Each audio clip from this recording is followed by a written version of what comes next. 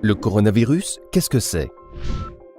Le coronavirus, identifié en fin d'année 2019, est un virus qui provoque la maladie Covid-19, allant d'un simple rhume à des pathologies plus sévères.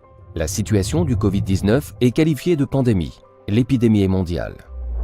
Les symptômes les plus courants sont la fièvre, les maux de tête, la fatigue, la toux et les courbatures. Certains patients peuvent présenter des symptômes plus graves comme des difficultés respiratoires. Comme l'a rappelé le directeur général de la santé, ce n'est pas le virus qui se déplace, ce sont les hommes qui le transportent. Ainsi, le virus se transmet lors d'un contact proche, de moins d'1 mètre, avec une personne malade, par postillon ou par éternuement. Il peut également être transmis par contact direct, comme par exemple un serrage de main.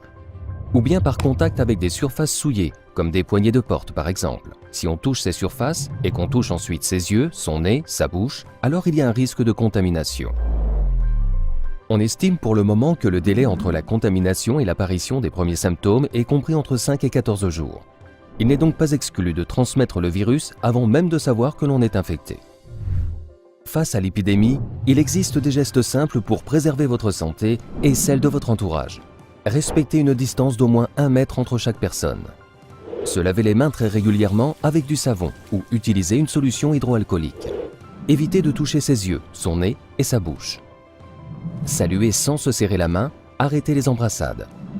Tousser ou éternuer dans son coude ou dans un mouchoir jetable. Utilisez des mouchoirs à usage unique et les jeter. Limitez les déplacements et contacts au strict nécessaire. Évitez le contact avec les personnes malades.